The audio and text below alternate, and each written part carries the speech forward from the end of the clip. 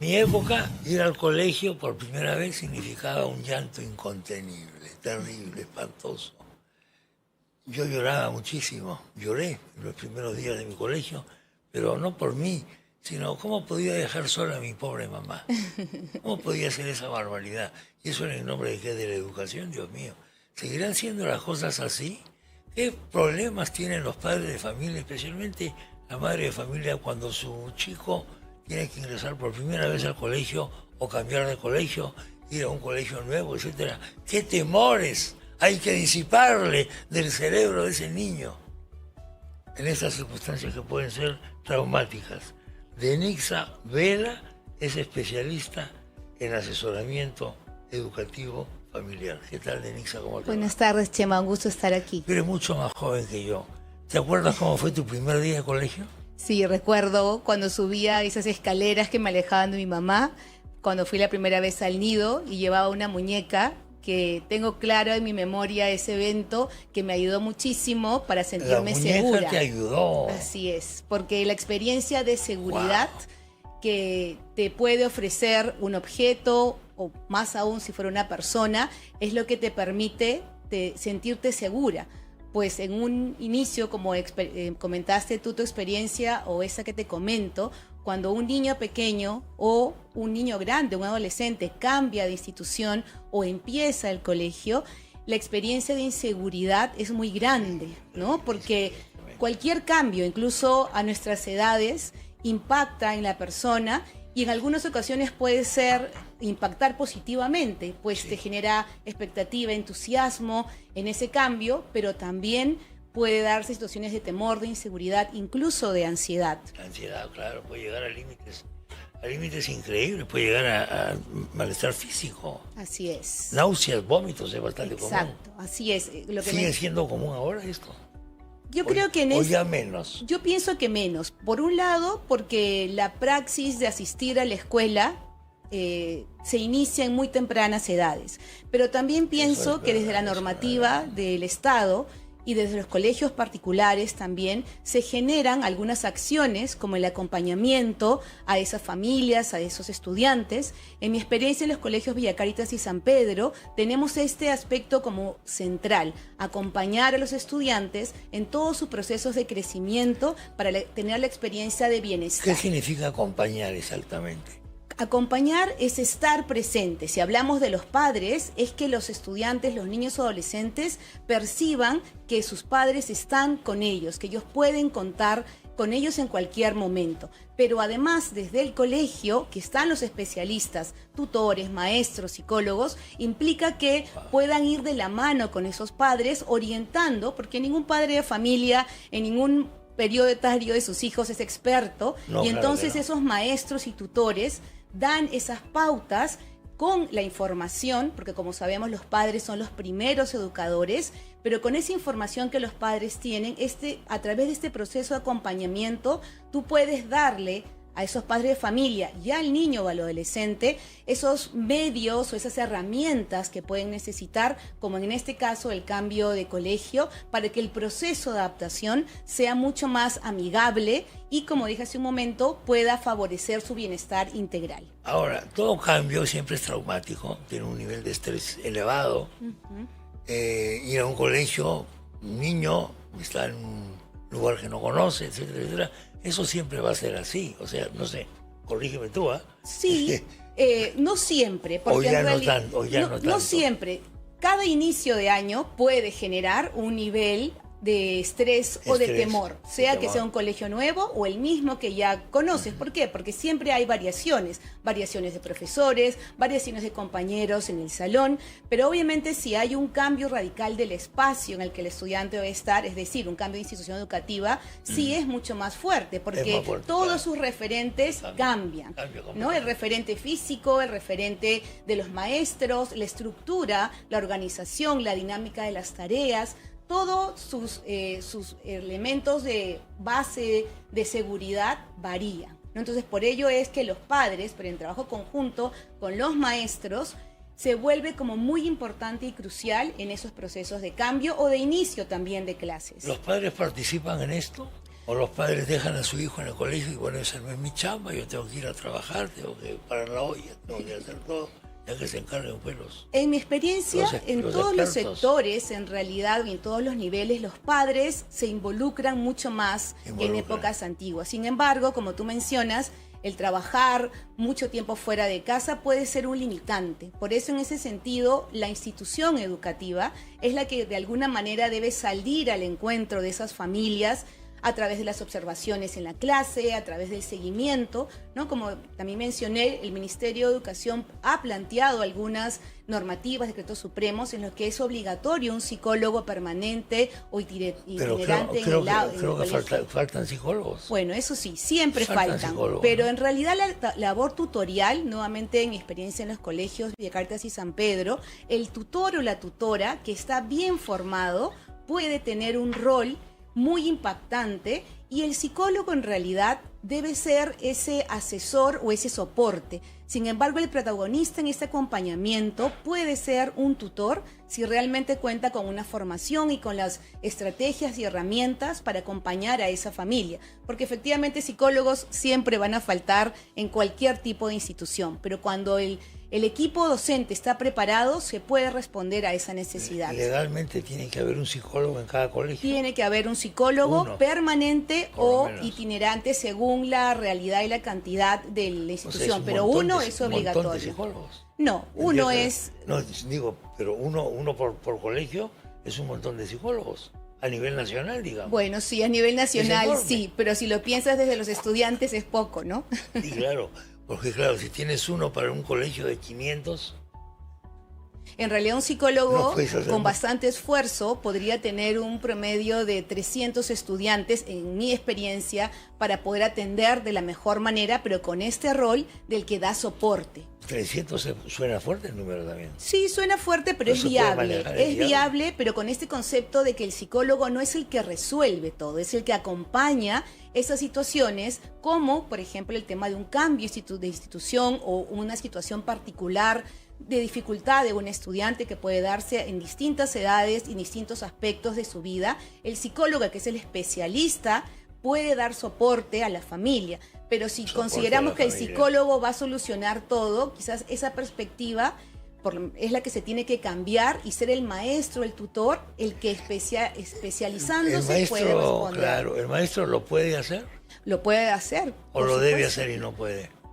Probablemente en muchos casos lo debería hacer y no puede. Pero pienso que los medios o las capacitaciones, que incluso a nivel de la plataforma del Ministerio de Educación se realizan, y hay muchas otras plataformas que te dan ese tipo de herramientas, podrían favorecer ese trabajo, ¿no? Hay un acento muy fuerte desde hace ya varios años en el tema del rol del tutor, el trabajo tutorial, que está asociado a este concepto de acompañamiento pedagógico, que creo que es nuclear en el trabajo de educar a los niños, pues nosotros no solamente instruimos, sino formamos y educamos para la vida. ¿Tú tienes hijos? Sí, tengo 2 jóvenes. ¿De qué edad son? Uno de 25 y la otra de 24. Pero tú has sido madre muy joven. Y ahí se checa varios aspectos de la educación. Señor, son mayores. ¿Y cómo fue? Un día antes de que te tocaba su primer día de colegio, ¿tenías que hablar algo especial con ellos o no? Sí, a pesar de que fueron muy pequeños cuando iniciaron la escolaridad, el diálogo entre los padres y los niños y los adolescentes siempre es muy importante, con esta transmisión y esta actitud positiva, pero no ilusa, ¿no? Porque obviamente ese cambio, ese primer día, va a ser exigente, pero cuando los hijos ven en los padres una actitud positiva, tranquila, no diría relajada, pero sí que le transmite una mirada de wow, qué espectacular va a ser esta experiencia. Dado que somos el reflejo de esos niños, los hijos asumen esa postura, y además también el tema de envalentonarlos. A pesar de que mis pequeños tenían 3 años, los dos cuando empezaron el colegio, ya habían ido al nido. Entonces, dialogar sobre esas experiencias previas, pero ampliándole las nuevas que van a tener, puede ayudarle a motivarse, a generar una expectativa, como te digo, a cualquier edad. Obviamente, cuando estaban pequeñitos y en este tiempo actual, uno incluso puede entrar al aula con sus hijos, dejarlos, acompañarlos un momento. Sí, Es algo que ayuda muchísimo, sobre todo en los pequeños, en los de 3 añitos. En mi época eso era imposible. En la mía también, por eso te digo que mi muñeca fue la herramienta de soporte. Una muñeca. ¿Cómo se llamaba esa muñeca? No me acuerdo del nombre, pero me acuerdo de haberla tenido bien abrazadita. ¿Y hasta cuándo has tenido esa muñeca? No recuerdo tampoco, pero en realidad en esa primera experiencia no recuerdo haberla necesitado más que ese primer día. Solo el primer día. Pero pienso que es otro elemento importante en la relación a los padres, es la presencia. Mi mamá trabajaba al frente del nido. Entonces había una cercanía física, pero ¿a qué voy con el ejemplo? Que cuando los niños experimentan esa cercanía, esa presencia, que no necesariamente tiene que ser física, pero a través de la comunicación, del diálogo, de involucrarte en cómo se está sintiendo, en qué ayuda necesitan ese proceso de adaptación, esa presencia, como la que tuve con mi mami, que era al frente del nido, pero el concepto de presencia y de estar ahí para tus hijos creo que hace la diferencia, ¿no? Esa es la diferencia, pues, efectivamente. Bueno, si tu madre has tenido esa ventaja. Sí. Enormemente. ¿Cómo ibas al colegio? ¿Ibas en un ómnibus? Iba en un ómnibus. ¿Del colegio? No. Del colegio sí en ómnibus. Mis papás no tenían carro personal en ese momento, entonces íbamos mi mami en ómnibus conmigo, me dejaba en el nido y luego se iba a su trabajo. Bueno, o sea, ibas en transporte público. Sí, transporte público. ¿Con uniforme o sin uniforme era tu colegio? En el nido no recuerdo, pero en el colegio sí con uniforme definitivamente, ¿no? A partir de primer grado. Yo soy un poco más antiguo. Mi uniforme era relativamente complejo porque era con corbata. Wow, no, en mi época era uniforme, el típico, entonces, ¿no? El uniforme único que se llamaba. El solo hecho de saber que te tienes que poner esa ropa y que primero te la vas a comprar la ropa o mandar a hacer la ropa, entonces te va creando ahí una situación de una solemnidad un poco extraña.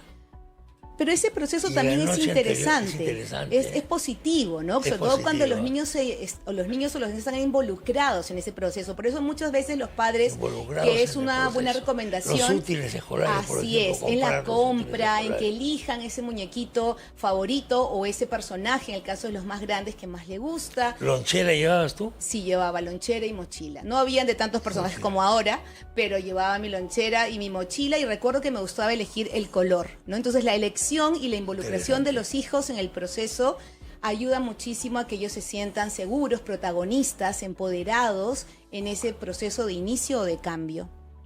¿Qué nos faltaría en general? No, ¿qué nos faltaría como recomendaciones a los padres? Como infraestructura escolar, como servicios escolares. Bueno, claro, a nivel nacional... No se puede hablar en general porque hay mucha diferencia. Sí, a nivel general como país, pienso que esta atención personalizada, ¿no? Pero que implica, como hemos mencionado en este diálogo, la capacitación de los maestros a profundidad, creo que te puede dar ese paso hacia adelante, ¿no? No solamente desde la parte académica, que probablemente todas las instituciones tienen, sino desde esa mirada del bienestar integral de los alumnos, esa mirada personalizada e integral, que no es personalizada de uno a uno, sino de mirar a la persona. Este enfoque de ver a la persona como un ser integral en estas dimensiones espirituales, mentales, sociales, psicológicas, de salud física que plantea la Organización Mundial de la Salud y que en nuestra institución, los colegios Villa Cartas y San Pedro, tratamos de promover, pienso que es lo que hace ese cambio, ¿no? Porque un maestro bien formado, un maestro que se compromete con esa persona,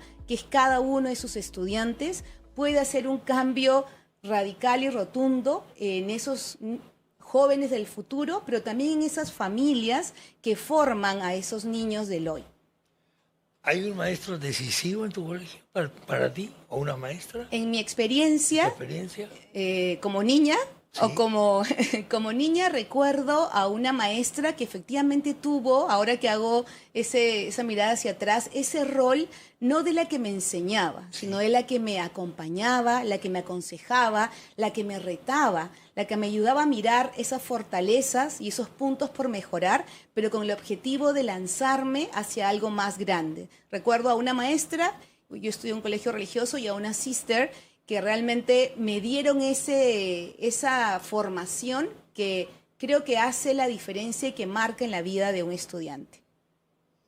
¿Lo recuerdas con cariño? Lo recuerdo con cariño, sí. Han sido decisivas en tu Así educación. es, exactamente, como también podría mencionar algunas otras que quizás no tuvieron ese enfoque y más bien generan algunas heridas también en el corazón. Seguramente, seguramente.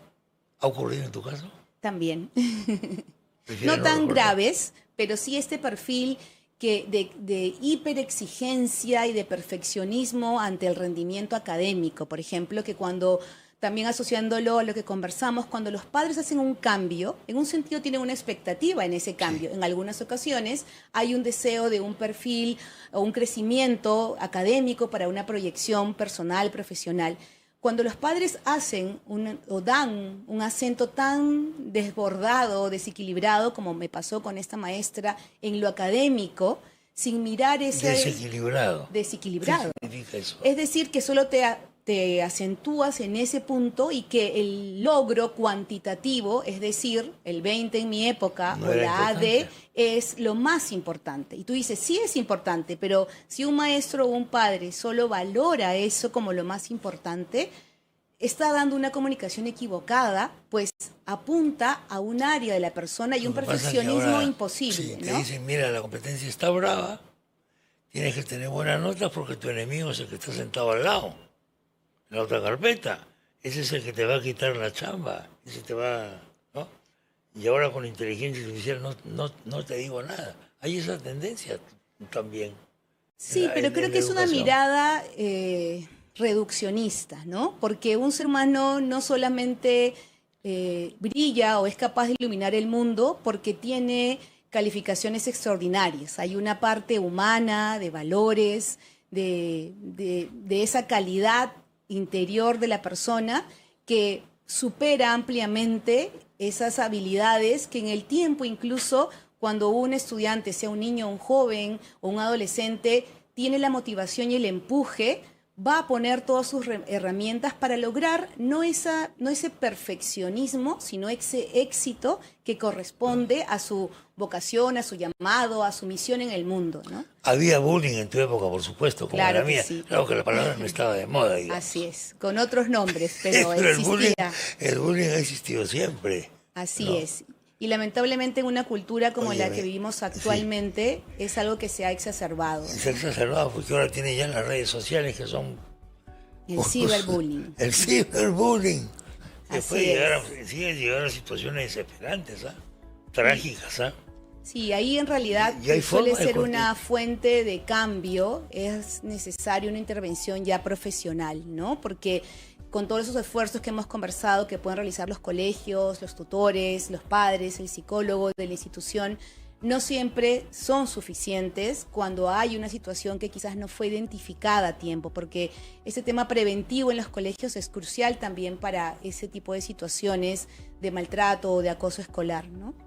¿El profesor se da cuenta de esto? Es decir, el profesor a veces está un poco por encima de todo y no ve que lo están batiendo de manera sádica a un muchacho o a una Cuando niña. las manifestaciones son muy evidentes, No sin se puede no ninguna dar duda, cuenta, tiene el que darse maestro cuenta. se va a dar cuenta. Pero muchas de estas experiencias de maltrato empiezan de manera sutil, con comentarios, con apodos o de repente insultos o maltratos físicos como juegos Claro. en un contexto más de juego o fuera de la vista de los maestros, ¿no? Por eso creo que este tema preventivo, que forma parte de esa formación de los estudiantes, que no solamente es en relación a los padres, sino también dentro de la escuela, puede ayudar a evitar estas situaciones. Y también el compromiso nuevamente del tutor y del maestro, ¿no? Cuando un tutor se compromete con cada niño o con cada estudiante, también puede generar este vínculo que haga que ese estudiante que se siente o que empieza a descubrir que está siendo, no necesariamente al inicio maltratado, pero sí tratado de manera inadecuada, como hay un vínculo y confianza con ese maestro y con los padres, por eso la relevancia de la comunicación, va a contarles cómo se siente, cómo se experimenta, y ahí uno puede hacer una intervención en los primeros momentos en los que hay ese tipo de incidentes. ¿Por qué estás en esto tú? Danixa. Porque pienso que la educación puede hacer un cambio en la vida de una persona y basta que tú puedas ayudar o hacer ese cambio en un ser humano para que también el mundo pueda ser un lugar mejor. ¿Qué le dices a los padres jóvenes que no tienen experiencia de esto?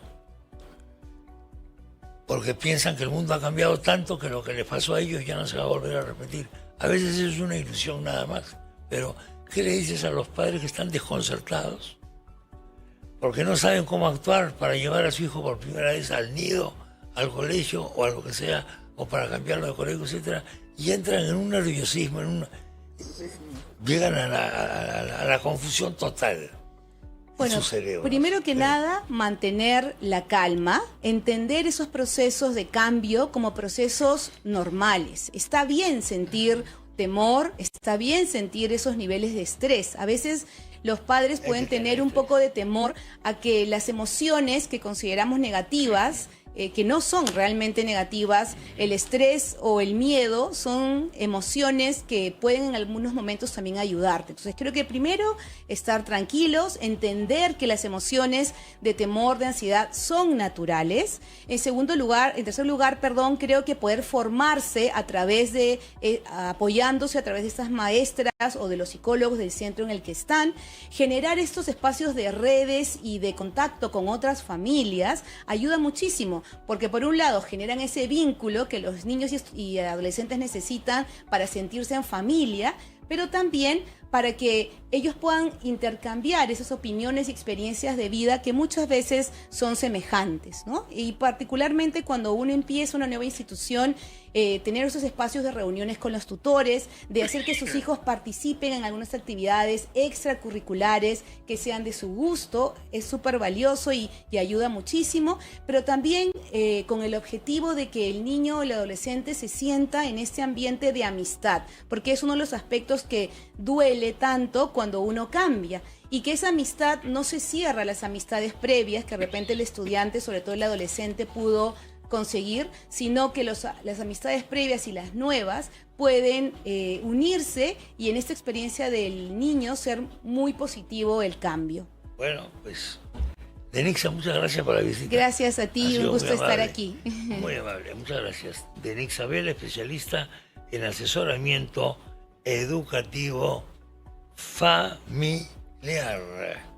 Nos vamos a ir a la pausa, por supuesto, pero antes, atención, amantes de la música.